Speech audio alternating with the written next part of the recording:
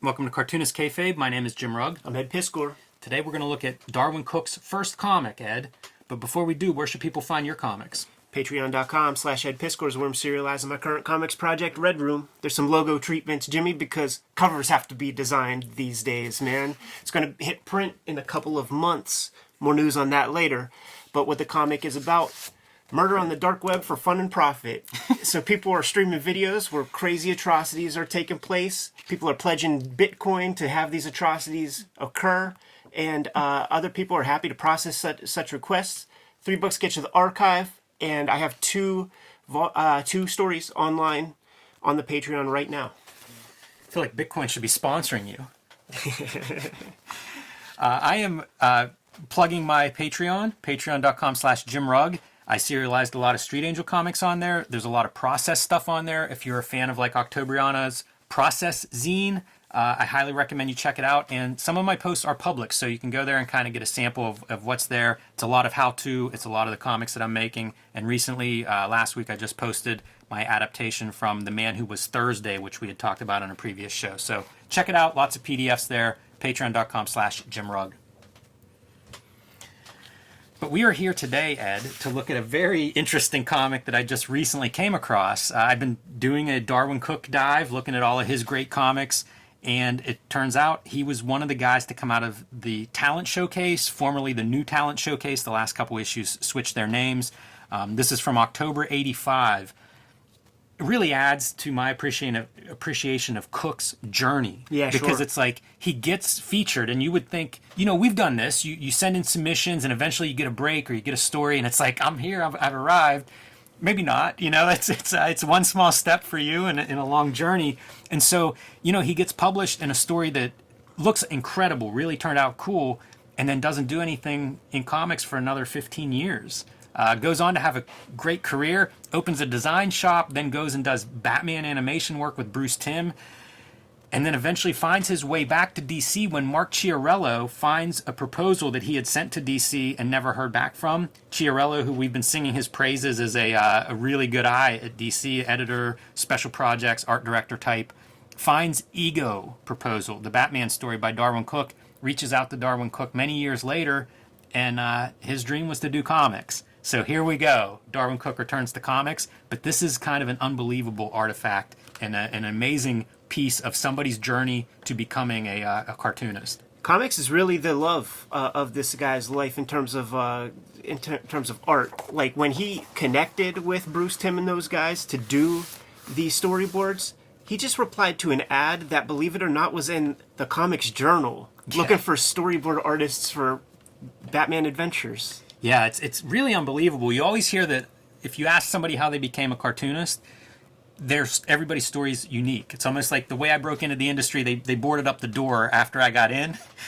Cooke's a good example of that. Yeah. I don't think anybody else is even close. So open up here to his story. His signature's already pretty good, pretty formed.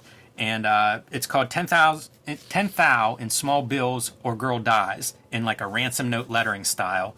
This is inked by somebody, Tex Blaisdell, but I wonder if Cooke is doing the coloring, because the coloring is pretty strong, and you can see that's atypical coloring. Yeah, it really is. The art style, to me, it's like he was looking at that Steranko Red Tide book, and that's not, when you look at Cooke, a lot of sort of inspiration comes into mind. Steranko, in terms of line art, doesn't really factor in that much when I look at his stuff. Maybe in storytelling it factors in, but this is like Steranko-inspired stuff. Shouts to Tex Blaisdell, teacher of the first generation Kubert School students. We're talking Steve Bissett, Rick Veitch, Tim Truman, up through the 80s, man. So he even taught Bart Sears. Wow. Good call. Glad to know that. Good point on the Steranko influence. What you do see is strong design. Yeah. You read about Cooke, and the two influences that you see a lot are like Kirby and Toth, which makes total sense. But he's such a great designer, and I think that would make sense that he was into Steranko. And remember, this story is pre-animation, which would have also, I think, been a massive influence on what he become when we see the majority of his work. Yeah, this strip is Steranko Eisner. Yeah. So Great splash page, could be a cover, super cool lettering, even the tilt of the private eye. Love it all. It's wordless. This is a wordless... You could say silent. You could say silent. I heard that S almost coming out your mouth, man. You could say silent. Don't worry about the fucking dummies. The crime stuff is cool because we see him go full circle and come back to Parker. Whenever he gets to choose almost whatever he wants to do, like you see that crime and noir is obviously something that he was into from the get-go, so it's kind of cool to see that part. And the wordless part is amazing to me because, like, this is your, breaking in. Like, you're new, and this is what you're going to do. This is a hard story. This is a ransom story. This isn't just a fist fight or something. There's a ton of storytelling that needs to come through, and he does it wordlessly. Yeah, silently. Good lighting on these guys, and this is where I'm feeling those Steranko vibes. 100%. And even like this could be a panel angles. Right out of Red Tide. Yeah, these crazy angles and stuff. I think you're spot on with that for an influence, like the number one influence here. Even the colors that are chosen. Yeah, great panel, but I mean that feels like Steranko through and through several of these panels. So, this guy is bringing in the $10,000 in the suitcase to where he was told to go to rescue this woman. And you see the kidnapper person is kind of waiting, like he's definitely got the drop on this guy's at a disadvantage. Shows up with his flashlight, sees her. That's a good thing. Turns on the light, and there's your kidnapper got the drop on him. Gives him the suitcase, drops his own gun, and then he gets hit and knocked out. And this son of a bitch isn't content to just take the money and get away clean. He's got a can of gasoline. He's going to burn this place down, and with those two in the little cabin. Despicable, man. Here comes the Eisner stuff right here, man. You really see it. There's timing things that are happening right here, but this right here, this to that, yes, that's as Eisner as it gets. It is. Yeah, it is. And that gas can has a life of its own, man. He really yanks that rug out from under him, spilling gas on himself, and this match is still hung in the air. Whoosh! Instantly. Pretty good. Gets to carry out the woman, presumably the woman that he loves. This is rough, man. Jumps through this window to escape the fire. That's a hard landing for her. She's still bound up, and he's just going through the window and drops her. But seems like they get through okay. Unties her. She seems fine. Off they go, and the money burns up, but who cares? He seems very satisfied with his choice. That's a great story, man. For 4 pages... a lot happens. It's super clear. I love the way this flame looks. Again, I wonder, is that Cooke doing the coloring? Right. Because you have the yellows and reds and white.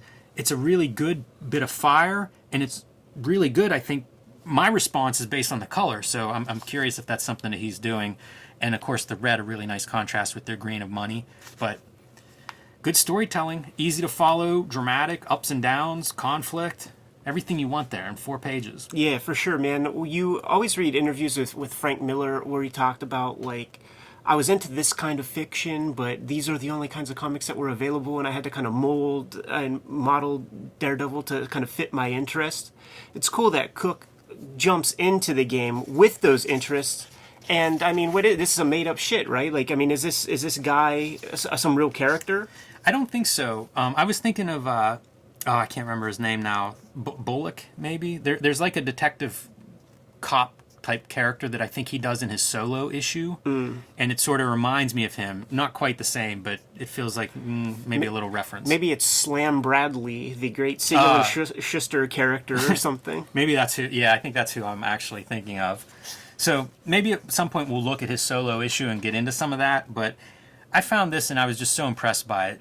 We look at a lot of like first attempts by first published work of a cartoonist, and it's almost always raw, different than what they become. And this is different than what I think Cooke becomes. I don't know if I would identify this as Cooke if I just saw it with no context. But in terms of storytelling, it's so strong. Yeah, for sure. Like I could see the things that he would change too. Like if it was, a more contemporary, late period Darwyn Cooke, like he wouldn't do something this static. And there were some interesting tangents that we saw before. Yeah, there's one of like the bottom of the code on this line. There's a couple of those. Yeah, go back one. There was like a couple panel bleeds. This all you gotta do is take that one line out, and then it doesn't bleed into that guy. And the only reason I point that out is because we look at the man with the getaway face, and there were no panel borders, which can be very scary in terms of creating tangents and stuff, and there were zero of those, man. So just an illustration of more raw cartoonist, still very strong, but he grew very far even from, this very good start. See some more of that, like, nice subtle coloring in the sky where you have your yellow, green, blue. Yeah. I suspect this is his color work because I don't think most people would put that kind of attention in, and it would make sense to me if you love Steranko and Red Tide, it would make sense to me that you would have some ideas on the coloring part. For sure. Want to be in control of that because that's such a big part of that book, and I think it's clear that Steranko is somebody that was on his mind at this point, and why not? Sure. No complaint there. Everybody's looking at somebody. That's a pretty good one to look at. Yeah, agreed, man. What do you say, Jimmy? Yeah, that's it. All right, Kayfabers, like, follow, subscribe to the YouTube channel. Hit the bell. We'll notify you when new vids are available. You can find my work at patreon.com/JimRugg, and it's process, it's art, it's writing, all the stuff that I'm interested in, all the stuff that goes into my regular work routine, and there are some public posts available there. So patreon.com/JimRugg, you can kind of sample what's available there. Patreon.com/Ed Piskor. 2 issues of Red Room are available up there right now for the early adopters. 3 books get you the complete archive, man. A whole kit and caboodle, and new strips come out every Tuesday. You can subscribe to the Cartoonist Kayfabe e-newsletter at the links below this video. You can find Cartoonist Kayfabe t-shirts and merchandise at the links below this video. Give them one more set of marching orders, Jimmy. We'll be on our way. Read more comics.